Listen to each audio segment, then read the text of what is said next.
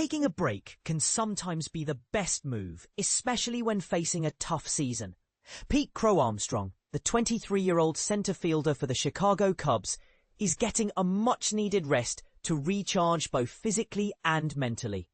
Jesse Rogers, ESPN Chicago, brings us the latest on this decision by the Cubs management. In a move aimed at rejuvenating one of their young stars, the Cubs have decided to give Pete Crow-Armstrong a break for the second consecutive game. Manager Craig Counsell announced that Crow-Armstrong will sit out Wednesday's game against the Braves, following a defensive appearance off the bench in Tuesday's match. With the Cubs having a day off on Thursday, this means Crow-Armstrong will have a full 3-day break from starting. We're giving him a real break. Counsell explained before the final game of the series against the Braves. Just to give him a physical and mental break, and then going into the last 3.5 weeks of the season. Hopefully, a little bit refreshed. Since the All-Star break, Crow-Armstrong has been struggling, hitting just .212 with a .624 OPS.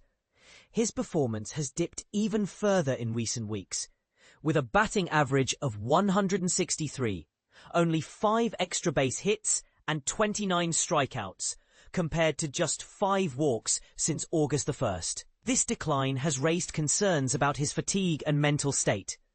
I looked at this early in the recent road trip, thinking, where could we get Pete a break, Counsell shared. The road trip continued. It became apparent that we should use this opportunity to give him a break.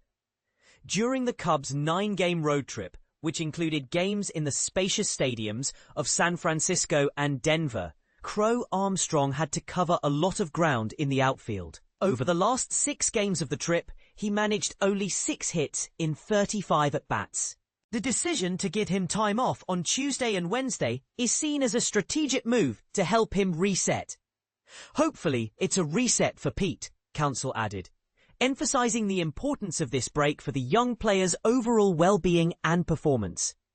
In Crow-Armstrong's absence, super utility player Willie Castro will step in as the starting center fielder against the Braves on Wednesday.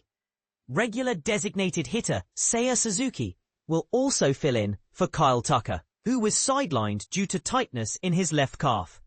The team expects to provide an update on Tucker's condition before Friday's game against the Washington Nationals.